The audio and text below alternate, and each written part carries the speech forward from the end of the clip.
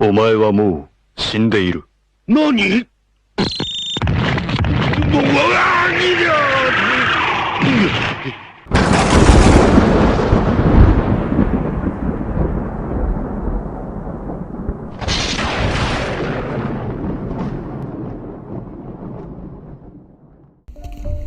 ？Did you know that art influences society by changing opinions, instilling values, and translating experiences across space and time? Research has shown art affects the fundamental sense of self. Painting and sculpture considered to be the repository of a society's collective memory. So now, let's explore and take a glimpse into history. Take a look to the ancient visual arts, which is the foundation of today's arts. Let's talk about arts. Stone Age. Prehistoric art comes from three epochs of prehistory: Paleolithic, Mesolithic, and Neolithic. The earliest recorded art is the Bhimbetka petroglyphs found in a quartzite rock shelter known as Auditorium Cave at Bhimbetka in central India. The Bhimbetka dating from at least 290,000 BCE. However, it may turn out to be much older, to 700,000 BCE. This primitive rock art was followed no later than 250,000 BCE by simple figures. The example given: Venus of Berikatram, Golan Heights, and Venus of Tantan, Morocco. And from 80,000 BCE by the Blombos Cave stone engravings and the cupos at the Dordon rock shelter at Dalla Ferrazzi. However, the greatest art of prehistory is the cave painting at Chuavet, Lascaux, and Altamira. Let's talk about Bronze Age. For your information, the term Bronze Age was first coined by Danish antiquarian Christian Jørgensen Thomsen in 1788 up to 1865 as part of the three-age system. It was used to classify artifacts based on whether they were made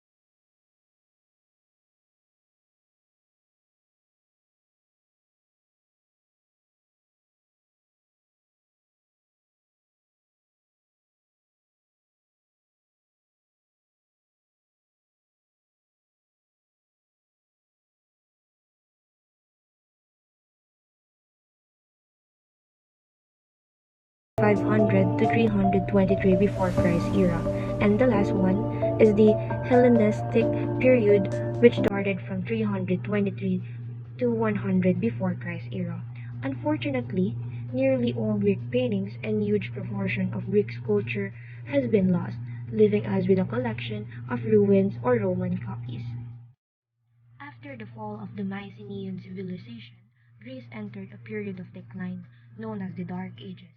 Because we know so little about it, sculpture, painting, and monumental architecture almost ceased. Then, from around 900 before Christ era, these arts were mainly for aristocratic families who had achieved power during the Dark Ages, reappeared during the Geometric period, named after the decorative designs of its pottery. The succeeding Orientalizing period was characterized by the influence of Near Eastern design work, notably curvilinear, zoomorphic, and floral patterns. The Archaic period was a time of gradual experimentation. The most prized sculpture form was the Carus, or standing male nude.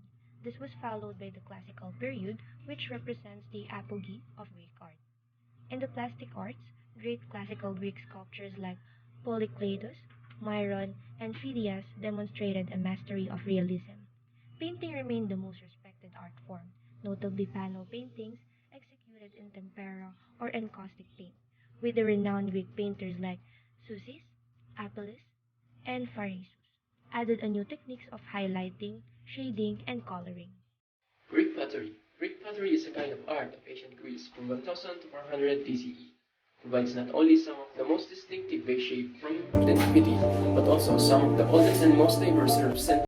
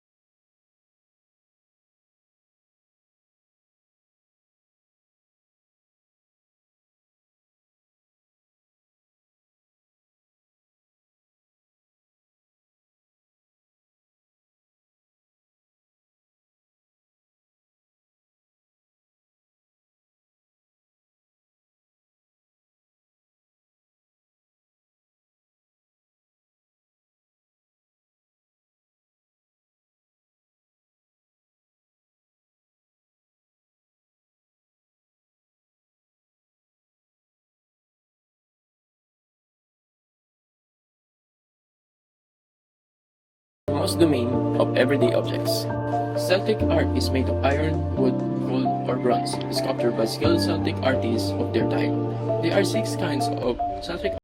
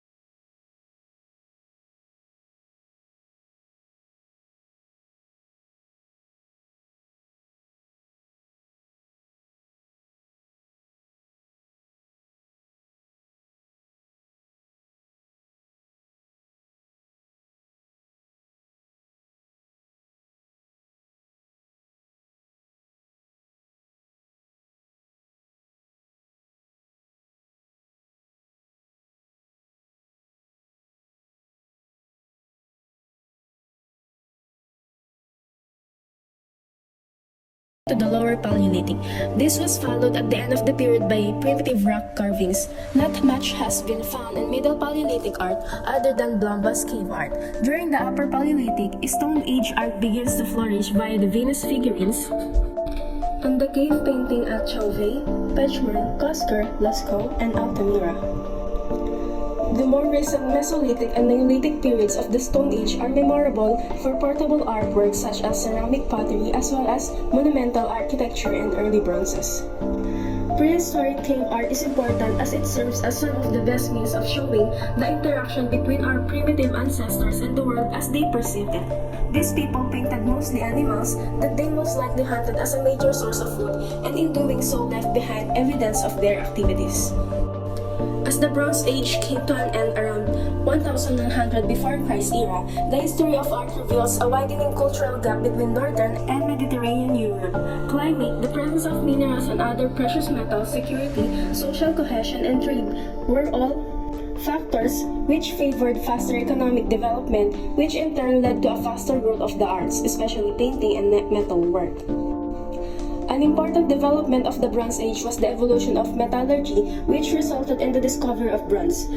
In approximately the 4th millennium before Christ era in Sumer, India, and China, it was discovered that combining copper and tin creates a superior metal, an alloy called bronze. This discovery represented the beginning of the Bronze Age, enabling people to create metal objects that were harder than previously possible. Bronze tools, weapons, armor, and building materials such as decorative tiles were more durable than their stone and copper predecessors.